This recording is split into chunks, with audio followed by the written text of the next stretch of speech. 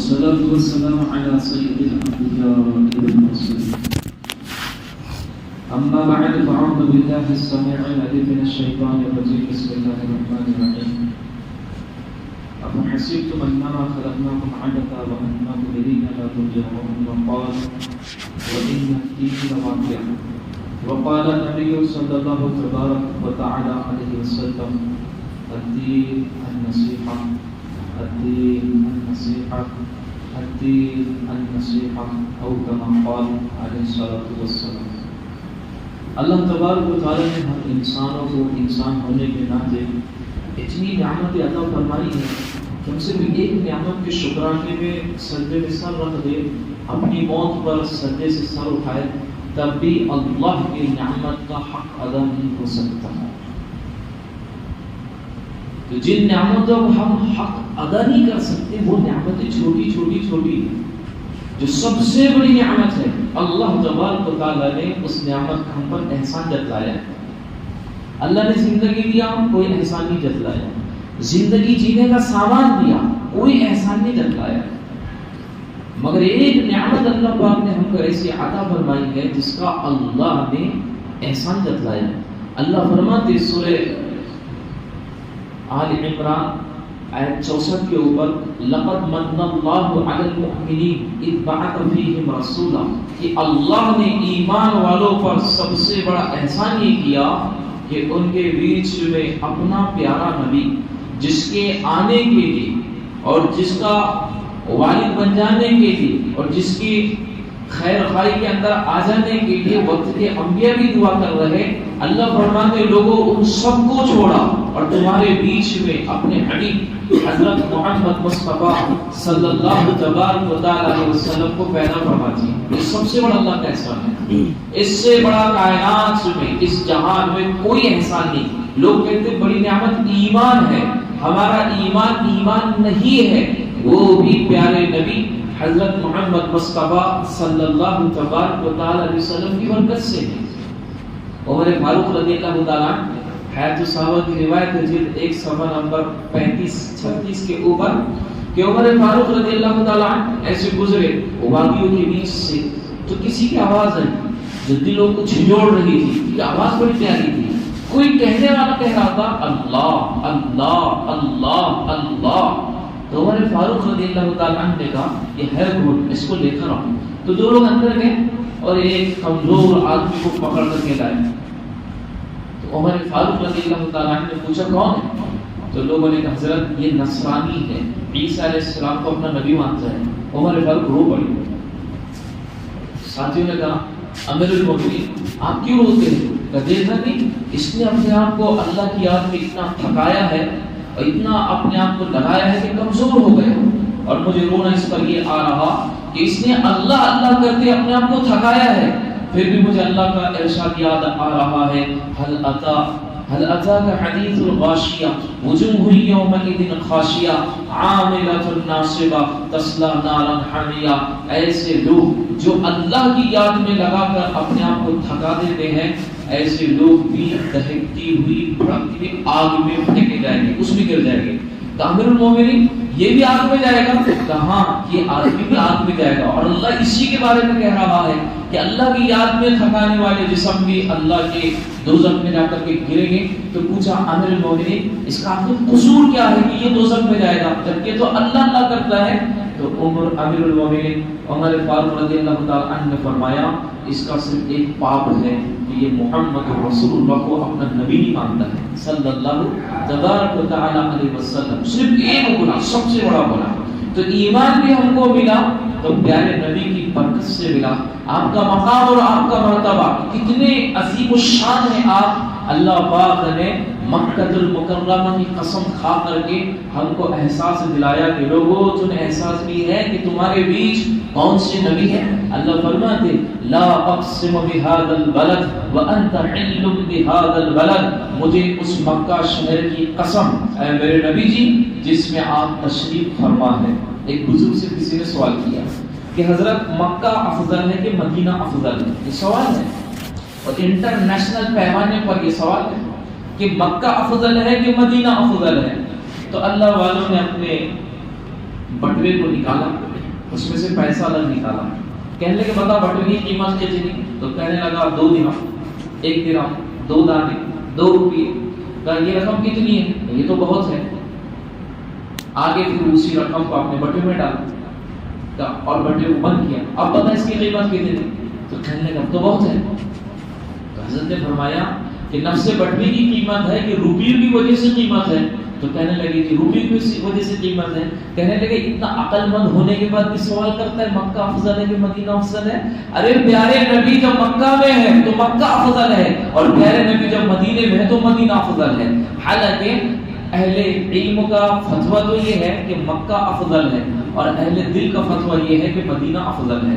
اور کوئی مجھ سے پوچھے کہ مولانا آپ کے نزدیک کیا افضل ہے، تو میرا جواب بھی واضح ہے، صاف ستھرا ہے کہ مکہ مدینہ دونوں میں کیا افضل ہے۔ یہ سوال ہی غلط ہے، کیونکہ مکہ میں اللہ کا جلال ہے اور مدینے میں اللہ کا جمال ہے، اور یہ دونوں صفت با کمال ہے۔ وہاں جلال ہے، وہ کتنا جلال ہے؟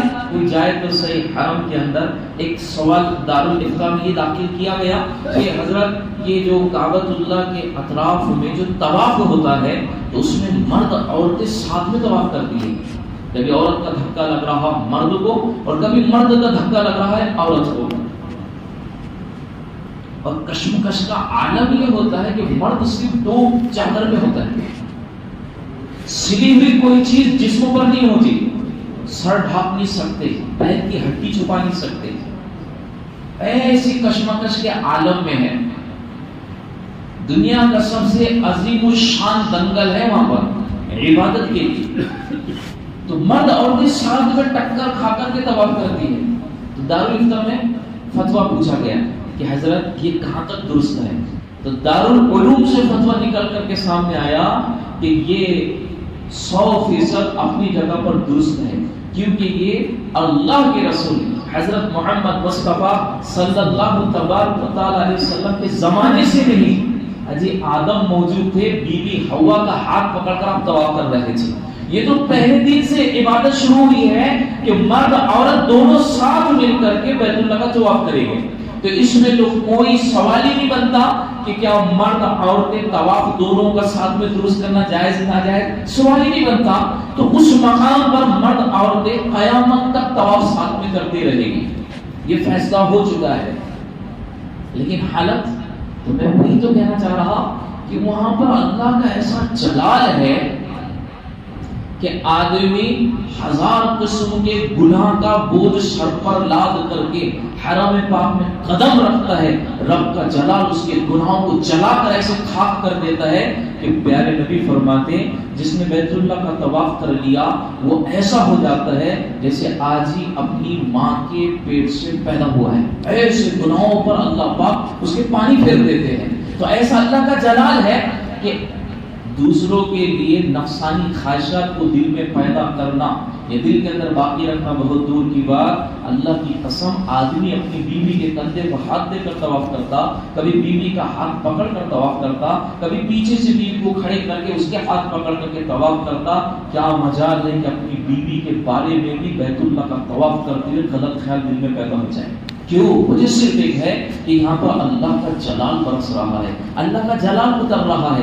حجر اسود پر ایک بھیڑ ہوتی ہے کہ ہر ایک کو بوسہ مل جائے، ہر ایک کو بوسہ مل جائے، ایک سائڈ سے مرد ہوتے ہیں، ایک سائڈ سے عورتیں ہوتی ہیں، اور رسہ کشی ہوتی ہے، کھنچا تانی ہوتی ہے کہ حجر اسود کو بوسہ میں دے دوں، حجر اسود کو بوسہ میں دے دوں۔ تو میں بھی گیا تو مردوں کی جانب سے تو وہ نمبر نہیں آ پا رہا تھا، بڑا مشکل ہو رہا تھا، کم پیر تھی۔ کسی نے مجھ سے کہا مولانا بوسہ کرنے کا ہے، میں نے کہا بالکل کرنے کا ہے۔ تو کہ ایک کام کرو، کیا کرنا ہے کہ مردوں کی بجائے عورتوں کی سائڈ سے جا کر کے کھڑے ہوتے ہیں، تو امید ہے کہ مردوں کے مقابلے عورتوں کا کام ذرا سا آسان ہے، تو ہو سکتا ہے عورتوں کی سائڈ سے چلیں گے تو بوسہ آسانی سے ہو جائے گا۔ میں نے کہا میں بالکل نہیں کرتا۔ کیوں مولانا؟ کہ اتنی بھیڑ ہے، مجھے ڈر ہے حجر اسود تو رہ جائے گا، کسی عورت سے بوسہ ہو جائے گا۔ یہ حالت بنی ہوئی ہے حجر اسود کے پاس، اتنی دھکم پیر ہوتی ہے۔ لیکن اللہ کی قسم کیا مجال کہ آنکھ خطا کھا جائے اور کیا مجال کہ دل خطا کھا جائے، ایک دوسرے پر لوگ گرے پڑے ہیں، لیکن چونکہ اللہ کا جلال ہے اور اتنے کامل درجے میں اللہ کا جلال وہاں پہ اترتا ہے کہ گناہ کا خیال اپنے دل کے اندر اپنی بیوی کے لیے بھی پیدا نہیں ہوتا۔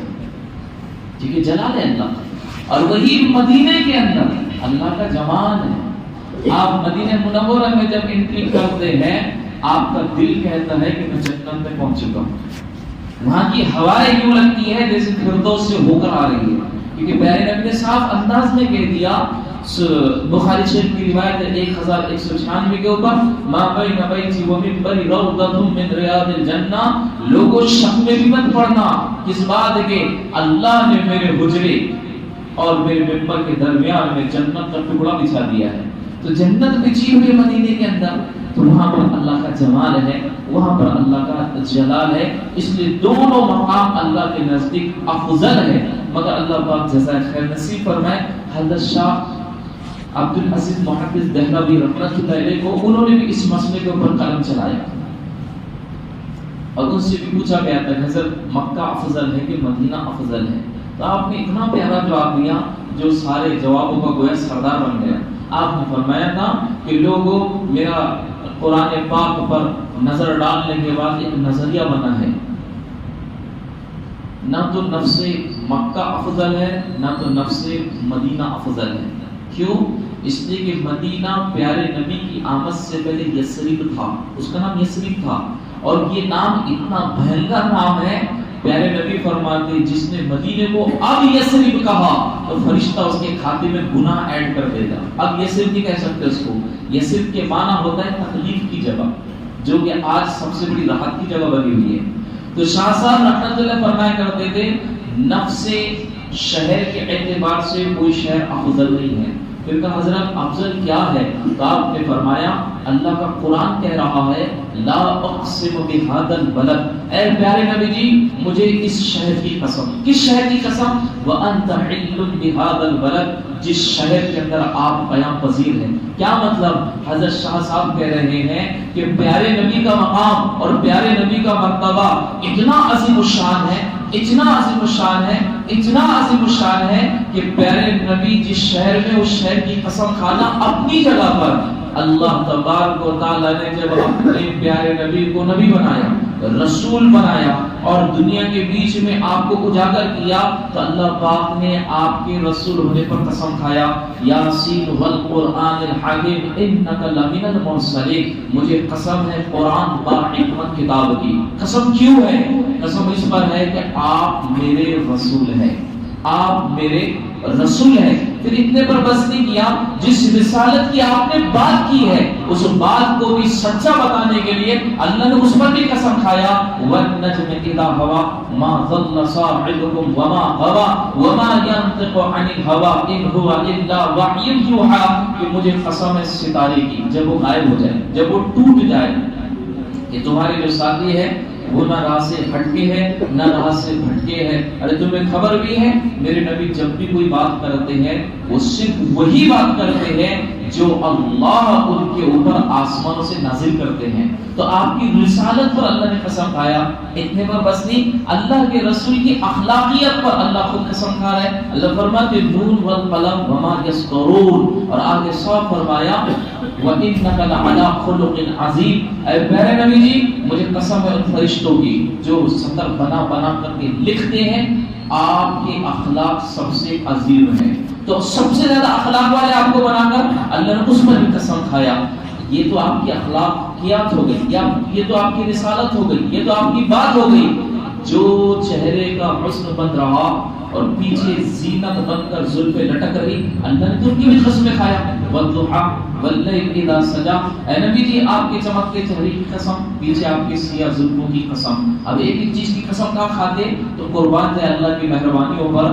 اللہ نے فرمایا لعمرک. اے پیارے نبی جی آپ کی پوری جان کی قسم. اور جان کیا ہے؟ اور جان کب سے ہے؟ اور جان کہاں سے چلی ہے؟ تو جان کا سلسلہ اور جان کا تعلق تو اس جہان سے ہے. پیارے نبی فرماتے اول خلق، اللہ تبارک و تعالی نے جو کائنات میں سب سے پہلی چیز کو پیدا فرمایا نوری، لوگوں وہ میرا نور تھا. تو اللہ جیسے کہہ رہے پیارے نبی جس دن میں نے آپ کی تخلیق کر دی آپ کے نور کی قسم. پھر اتنے میں بس نہیں ہوا، جب وہ قیامت روح ازل کے اندر اللہ پاک نے سارے انسانوں سے پوچھا الست بربکم، کیا میں تمہارا رب نہیں؟ قالوا بلا، بے شک آپ ہمارے رب ہیں. سارے مفسرین نے اس آیت کی ضمن کے اندر ایک جملہ لکھا ہے. وہ جملہ کیا ہے؟ کہنے لگے سارے نبیوں کے بھی امام ہمارے نبی، ایسی سارے نبیوں کے معلم بھی ہمارے نبی. معلم تو سکھانے والا ہوتا ہے، پیارے نبی آخری میں ہے، معلم کیسے بن گئے؟ تو علماء نے اس آیت کی ضمن میں لکھا کہ جب اللہ نے پوچھا الست بربکم، کیا میں تمہارا رب نہیں ہوں؟ تو سجدے میں سب سے پہلے جس روح نے سجدہ کیا وہ پیارے نبی محمد رسول اللہ صلی اللہ تبارک و تعالی علیہ وسلم کی روح مبارک تھی، نور مبارک تھا کہ جس نے سب سے پہلا سجدہ کر کے بتایا کہ بے شک آپ ہمارے رب ہیں. اس کے بعد تمام نبیوں نے سجدہ کیا، اس کے بعد صدیقین نے سجدہ کیا، اس کے بعد شہداء نے سجدہ کیا، اس کے بعد صالحین نے سجدہ کیا، اور الحمدللہ اس کا میرا آپ کا نمبر بھی لگ گیا. ہم نے بھی سجدہ کر کے کہا کہ بے شک آپ ہی ہمارے رب ہیں. تو پیارے نبی اس دن آپ کے سجدہ کرنے کی آپ کی قسم اتنے پر بس نہیں ہوا. یہ تو ایک عمومی مجلس لگی تھی اللہ تبارک و تعالیٰ کے سامنے، ایک خصوصی مجلس بھی لگی تھی جس میں صرف انبیاء علیہ الصلوات و تسلیمات تھے.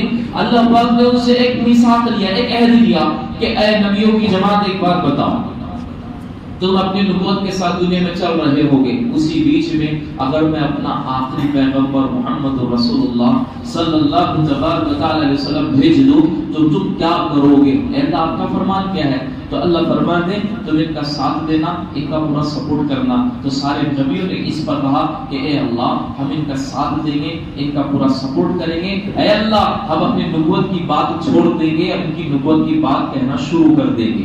تو یہ نبیوں نے پیارے نبی کی رسالت کے اوپر خود ہو کر کے گواہی دی.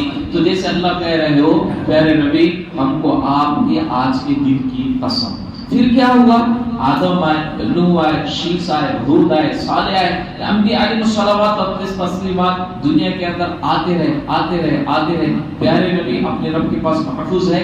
اس زمانے کی جیسے اللہ کہہ رہے آپ کی جسم و جان کی قسم. پھر اتنے پر بس نہیں ہوا، پھر ابراہیم علیہ السلام کی دعا کا اثر ظاہر ہوا. اللہ تبارک و تعالیٰ نے ایک نور آپ کی جانب سے اسماعیل علیہ السلام کی طرف منتقل کیا. پھر اس پر بھی زمانوں کی ہیر پھیر ہوئی، بیچ میں 70,000 بنی اسرائیل کے اندر انبیاء تشریف لائے. جیسے اللہ بار بار کہہ رہے اے پیارے نبی جی آپ کی نور کی قسم، آپ کی نور کی قسم، آپ کی نور کی قسم. بالآخر انتماد نور پھر بالآخر عبداللہ کی پیشانی میں آیا، آمینہ کی طرف منتقل ہوا.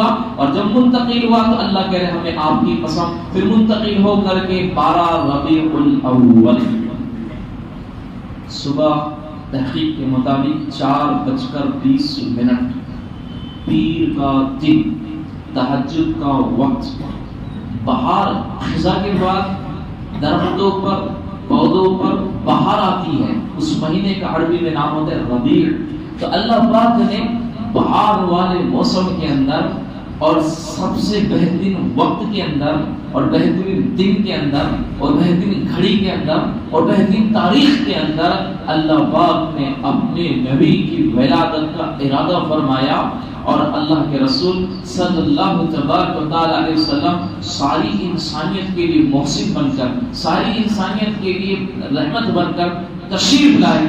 جیسے اللہ کہہ رہے ہمیں آپ کی بچپن کی قسم. پھر آپ چلنا شروع کر رہے ہیں ہمیں آپ کے چلنے کی قسم. پھر آپ دوڑنا شروع کر رہے ہیں ہمیں آپ کے دوڑنے کی قسم. آپ بڑے ہو رہے ہیں ہمیں آپ کے بڑے ہونے کی قسم. جب آپ جوان ہو گئے ہمیں آپ کے جوان ہونے کی قسم. جب آپ نے نکاح کیا 25 سال کی عمر میں ہمیں آپ کی نکاح کرنے کی قسم. آپ نے تجارت فرمائی ہمیں آپ کی تجارت کرنے کی قسم. جب آپ نے بکری چرائی ہمیں آپ کی بکری چرانے کی قسم. ایک ایک لمحہ چونکہ جسم ہی کی قسم کھا لی اللہ پاک نے، آپ کے چلنے کی قسم، اٹھنے کی قسم، بیٹھنے کی قسم، دیکھنے کی قسم، مڑنے کی قسم، آپ کے لیٹ جانے کی قسم، ہر چیز کی قسم کھا رہے. اور جس دن اللہ پاک نے نبوت عطا فرما دیا اس دن اللہ کہہ رہے لعمرک اے پیارے نبی جی آپ کے جسم و جان کی قسم. تو شاہ صاحب رحمۃ اللہ علیہ فرما رہے ہیں کہ اللہ تبارک و تعالی نے قسمیں کھا کھا کھا کھا کر یہ بتا دیا کہ اس جہان میں اگر کسی کا ویلیو اوریجنل اللہ کے نزدیک اگر ہے اسے ایک ہستی حضرت محمد مصطفیٰ صلی اللہ تبارک و تعالی علیہ وسلم کا ویلیو. مقام اور عظمت کسی کی اگر اللہ کے نزدیک ہے تو آپ کی سب سے زیادہ عظمت ہے. تو شاہ صاحب رحمۃ اللہ فرمایا کہ نہ مکہ افضل ہے نہ مدینہ افضل ہے، میں کہتا ہوں جہاں محمد رسول اللہ ہے بس وہ زمین ہی افضل ہے۔ اس لیے اہل علم نے اس بات کے اوپر دو ٹوک کہا کہ جس جگہ پر اللہ کے رسول آرام فرما رہے ہیں اور آپ کی جسم عقل سے جو مٹی ٹچ ہو رہی ہے وہ اللہ کے عرش سے بھی افضل ہے، کیونکہ آپ وہاں موجود ہیں۔ تو اللہ کے رسول علیہ السلام کا وجود اس کائنات کے اندر ہم سب کے اوپر احسان ہے، ہم سب کے اوپر سب سے بڑی آپ رحمت ہے۔ اللہ پاک نے واضح طور پہ فرمایا سورہ انبیاء آیت 107 کے اوپر وما ارسلناک الا رحمتا للعالمین، اے پیارے نبی جی ہم نے آپ کو نہیں بھیجا مگر ہاں سارے عالم کے لیے رحمت بنا، کیا ساری انسانیت کے لیے، سارے عالم کے لیے رحمت ہے۔ تو ہمیں بھی امید ہے کہ پیارے نبی جیسے آج ہمارے لیے رحمت کا سامان ہے، مرنے کے بعد ہمارے لیے شفاعت کا سامان ہے۔ لیکن ایک بات یاد رکھنے کی ہے اور اسی پر مجھے بات مکمل کرنی ہے، ہمارے لیے دنیا میں آپ رحمت ہے اور مرنے کے بعد آخرت میں آپ کی ہمارے لیے شفاعت ہے، لیکن اس جہان میں ایک کافر ہے، ایک مشرک ہے اور گناہوں کے اندر زندگی گزار رہا ہے، تو کیا اس کے لیے بھی ہمارے نبی حقیقت میں رحمت ہے؟ ظاہری طور پر تو رحمت ہے کہ آپ کا وجود ہے اور آپ کی دعا ہے کہ میرے مولا میری قوم پر، میری امت پر ایسا عذاب نازل نہ کرنا اکٹھے سبھی ہلاک ہو جائے، میری امت کو ایسے کسی ایک ظالم سے ہلاک مت کرنا جس کا ظلم کا کوڑا نہ چھوٹے کو چھوڑے نہ بڑے کو چھوڑے۔ تو ہمارے نبی کی دعا قبول ہو گئی، تو اس میں کافر بھی شامل ہو گیا، اس میں مشرک بھی شامل ہو گیا۔ یہ ظاہری بینیفٹ کافر اور مشرک کو ملا، لیکن باطنی بینیفٹ جس ایمان کی برکت سے اللہ تبارک و تعالیٰ دنیا میں راحت کا اور رحمت کا سامان کرتے ہیں، مرنے کے بعد جنت کا انتظام کرتے ہیں، یہ کافر کو نصیب ہے، یہ مشرک کو نصیب ہے۔ یہ شفاعت بھی قیامت میں کافر اور مشرک کے لیے ہمارے نبی میں قبول نہیں کی جائے گی۔ آپ کریں گے کہ موقع چانس ہی نہیں دیا جائے گا۔ شفاعت کس کے لیے ہوگی؟ شفاعت میرے آپ کے جیسے گناہگار مسلمانوں کے لیے ہوگی۔ تو آگے کی بات سنیے، جیسے کافر مشرک دنیا میں رحمت کا حقدار نہیں اور آخرت میں شفاعت کا حقدار نہیں ہے، ایسے ہی بالاتفاق کوئی بیان نہ کرے اپنی جگہ پر، لیکن حقیقت یہ بالاتفاق قیامت کے دن اللہ کے رسول کی شفاعت وہ حاصل نہیں کرے گا جو صرف نبی کی شفاعت کا، نبی کی رحمت کا مدعی ہوگا۔ اللہ کے رسول کی شفاعت کا قیامت کے دن وہ حقدار ہوگا جو گناہگار تو ہوگا لیکن ساتھ میں محسن ہوگا۔ کیا مطلب؟ ابھی بات واضح کرتا ہوں، صرف 3 منٹ 4 منٹ 5 منٹ کے اندر۔ امام زین العابدین رضی اللہ تعالی عنہ، جن کا نام علی تھا، عبادت کی برکت سے ان کا نام زین العابدین ہو گیا، عبادت کرنے والوں کی زینت۔ یہ کون ہے؟ یہ وہی کربلا میں شہید ہونے والے حضرت حسین رضی اللہ تعالی عنہ کے واحد بچنے والے بیٹے ہیں۔ سب شہید ہو گئے تھے، امام زین العابدین بچ گئے تھے کیونکہ وہ بخار میں تھے، بیمار تھے، تو وہ میدان میں نہیں اترے، کارزار میں نہیں اترے، لہٰذا وہ بچ گئے تھے۔ بالآخر اللہ تبارک و تعالیٰ کو چونکہ اپنے نبی کا فرمان بھی پورا کرنا تھا کہ میری نسل سے مہدی آنے والے ہیں، تو زین العابدین کی اللہ نے حفاظت کروایا، وہ محفوظ رہ گئے۔ تو عبادت میں اپنے آپ کو انہوں نے اتنا لگایا کہ اللہ تبارک و تعالیٰ نے ان کا تعارف انسانوں سے نہیں بلکہ بے جان چیزوں سے بھی کروا دیا کہ جب ہشام بن عبد الملک بیت اللہ کا طواف کر کے حجر اسود کا بوسہ کرنے کا ارادہ کر رہا تھا تو کر نہیں پایا، امام زین العابدین جو ہی حرم میں داخل ہو گئے تو لوگ ہٹ گئے اور آپ نے جا کر کے وہ حجر اسود کا بوسہ بھی لیا، جس کو فرزدق نے کہا تھا کہ تو نے دیکھا کہ زین العابدین نے حجر اسود کا بوسہ لیا، لیکن میں نے دیکھا کہ حجر اسود نے زین العابدین کا بوسہ لیا۔ اتنا مبارک شخص بنے ہوئے تھے لیکن روتے بہت تھے کیونکہ ان کے سامنے ان کے معصوم بھائی کی جان نکلی، ان کے سامنے ان کے والد کی جان نکلی، بھائیوں کی جان نکلی، چچاؤں کی جان نکلی، تو کم تھا ان کے دل کے اوپر اور رویا بہت کرتے تھے۔ تو کسی نے کیا امام طاؤس بن کیسان رحمت اللہ علیہ نے ان سے کہا آپ روتے کیوں ہو؟ پوچھا کیوں میں رو رہی؟ کہا کہ آپ اس لیے روتے ہیں کہ آخرت میں کیا بنے گا؟ کہا بس یہی ایک چیز ہے مجھے جو رلاتی ہے کہ میرا آخرت میں کیا بنے گا۔ تو امام طاؤس رحمت اللہ نے کہا مجھے امید ہے کوئی بخشا جائے نہ جائے مگر آپ بخشے جائیں گے۔ کہا کیسے؟ کہ نمبر 1 آپ نواسے ہیں اللہ کے رسول حضرت محمد مصطفیٰ صلی اللہ تعالی علیہ وسلم کی۔ کوئی ہے کس میں ایسا؟ شاید نہیں ہے۔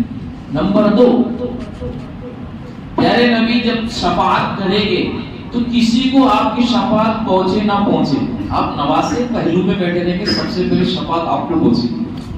نمبر 3 اور جب آپ کو شفاعت پہنچ جائے گی تو ساری رب کی رحمت آپ پر متوجہ ہو جائے گی، اس لیے آپ کو رونے کی اور تڑپنے کی اور گڑ گڑانے کی کوئی ضرورت نہیں۔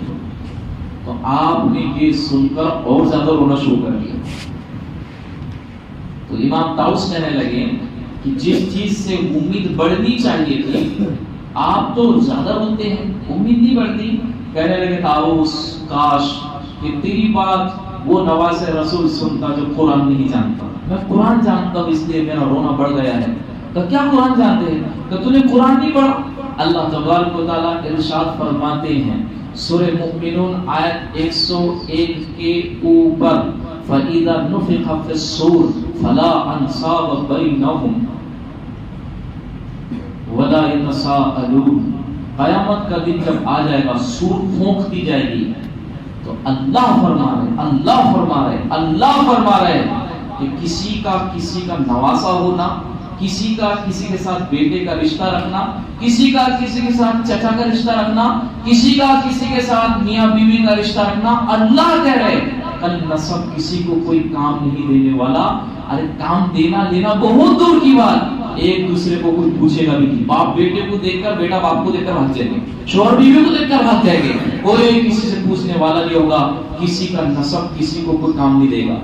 اور تو نے جو بات کر دی کہ تیرے نبی تیرے نانا تیری سفارش کر دیں گے، تیرے لیے شفاعت کر دیں گے، تو کیا تو نے قرآن نہیں پڑھا؟ میں نے پڑھا۔ اللہ فرماتے ہیں سورہ انبیاء آیت 22 کے اوپر وَلَا يَشْفَعُونَ إِلَّا لِمَنِ ارْتَضَىٰ، سارے نبی سفارش کریں گے اور سب سے زیادہ حق وہ محمد رسول اللہ صلی اللہ تبارک و تعالی علیہ وسلم کو دیا جائے گا کہ آپ شفاعت کریں گے۔ آگے اللہ کہہ رہے ہیں کہ میں اپنے نبی کی سفارش، میں اپنے نبی کی شفاعت صرف اسی کے حق میں قبول کروں گا جس سے میں پہلے راضی رہا ہوں گا، اس کے علاوہ شفاعت نہیں چلے گی۔ پھر وہ امام طاؤس نے کہا یہ تو آپ نے عجیب بات کہی، کہا میں نے تیسری بات آپ سے جو رحمت کی گئی تھی اس پر بھی آپ نے آنسو بہائے؟ تو امام زین العابدین نے کہا میں نے اللہ کا کلام پڑھا، اللہ فرماتے سورہ اعراف آیت 56 کے اوپر ان رحمت اللہ کی رحمت تو قریب ہے المحسنین، احسان کرنے والوں سے۔ تو محسن بننا ہے، مدعی نہیں بننا ہے۔ اگر اللہ کی رحمت چاہتے، شفاعت چاہتے ہیں، محسن بنو۔ اس کی تشریح میں انشاءاللہ آئندہ ہفتے کروں گا، محسن کہتے ہیں کس کو ہے، لیکن ہم مدعی بن گئے۔ کیا مطلب مدعی بننے کا؟ اچھا آپ کے والد کا انتقال ہو گیا، میں نے 3 قرآن پڑھ کر رکھا، آپ 5000 دے دو، میں ان کی سفارش کر دیتا ہوں، میں ان کے لیے قرآن بخشش کر دیتا ہوں، ہو گئی ان کی پکی مغفرت۔ اچھا آپ کو ملک کا حاکم اور بن کر رہنے کا ہے، لاؤ 150 روپے کی چادر لاؤ اور 15 روپے کا اس کا ہار لاؤ، میں بخشش کروا دیتا آپ کی اور میں حکومت دلوا دیتا آپ کو، لاؤ میں لا کر کروا دیتا۔ ہم مدعی بن گئے جی، اتنے جھوڑوں پہ بیٹھنے والے ہیں دنیا کے اندر، مرنے کی بات بات میں ہونے والی ہے۔ اللہ کی قسم میں اور آپ اسی کے اوپر ہنگامے مچا رہے ہیں۔ اللہ کے رسول کی پیدائش ہوئی ہے، 23 سال نبوت والی آپ کی زندگی ہے، آپ نے کبھی اپنا ہیپی برتھ ڈے نہیں منوایا۔ ابو بکر صدیق نبی کے وصال کے بعد 2 مرتبہ آپ کے زمانے کے اندر 12 ربیع الاول آیا، کوئی کیک نہیں کاٹا گیا۔ عمر فاروق خلیفہ بنے، 10 مرتبہ آپ کے حیات کے اندر 12 ربیع الاول آیا، کوئی کیک نہیں کاٹا گیا۔ حضرت عثمان غنی کے زمانے کے اندر 11 مرتبہ ربیع الاول آیا، کوئی کیک نہیں کاٹا گیا۔ حضرت عثمان غنی کا زمانہ 11 مرتبہ، حضرت علی کے زمانے میں 5 مرتبہ 12 ربیع الاول آیا، کوئی کیک نہیں کاٹا گیا۔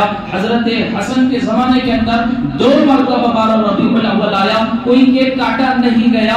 امیر معاویہ کے زمانے کے اندر 19 مرتبہ 12 ربیع الاول آیا، کوئی پرچم نہیں لہرایا گیا، کوئی پھرے نہیں لہرائے گئے۔ ارے چھوڑیے سب کو، پیران پیر عبد القادر جیلانی رحمۃ اللہ علیہ کی حیات میں 80 مرتبہ 12 ربیع الاول آیا، کوئی پھرا نہیں لہرایا گیا، کوئی کیک نہیں کاٹا گیا، کوئی ڈھول نہیں پیٹا گیا۔ آج کیوں؟ وجہ صرف یہ ہے کہ ہم مدعی بن گئے۔ اللہ کی قسم، مدعی کا ٹھکانہ نہ دنیا میں بھلا نہ آخرت میں بھلا۔ محسن بنو، محسن بنو، محسن بنو۔ محسن کہتے کس کو؟ آئندہ ہم اس کی تشریح کر لیں گے، لیکن ایک بات سنیے، پیارے نبی آپ سے بڑھ کر کسی کا مقام نہیں، میں انہی کی عظمت بیان کر رہا تھا۔ ان کی سفارش، ان کی شفاعت سگے چچا ابو طالب کے حق میں قبول نہیں ہونے والی۔ درگاہ پر بیٹھ کر قبر پرستی کرتے ہوئے کسی کی کوئی بے ڈھنگا آدمی سفارش کر دے تو اللہ قبول کر لیں گے۔ مذاق بنایا جا رہا ہے شریعت کا، اسلام کا، دین کا، اور جو مذاق بناتا ہے کوئی انکار کرنے والا جیسا کافر ہو جاتا ہے شریعت کا کوئی انکار کرے وہ کافر ہو جاتا، ایسے ہی شریعت کا مذاق اڑانے والا بھی کافر ہو جاتا۔ میں یہاں پر بیٹھ کے یہ فتوی نہیں دے رہا کہ کون کافر ہو گیا کون مسلمان رہ گیا، میں ایک شریعت کا مسئلہ بتا رہا ہوں جس کو سارے علماء نے کہا، اور کیا کہا کہ شریعت کا کوئی انکار کرتا ہے، نماز کا، روزے کا، زکات کا، حج کا، وہ کافر ہو جاتا۔ ایسی کوئی شریعت کا مذاق اڑاتا ہے وہ بھی کافر ہو جاتا ہے۔ نبی سفارش نہیں کر سکیں گے، مشرک چچا کی میں آپ کیسے سفارش کر رہے ہیں؟ ہاں ہدایت کی آپ دعا کر سکتے، بمپر طریقے سے کر سکتے، 24 گھنٹے سجدے میں سر رکھنا میرے باپ، اور کل ہدایت کی دعا کس نے منع کیا؟ ہدایت کی دعا کرو، شفاعت مت کرو، یہ تو حق اللہ نے نبی کو نہیں دیا، آپ کو کہاں سے مل گیا؟ وآخر دعوانا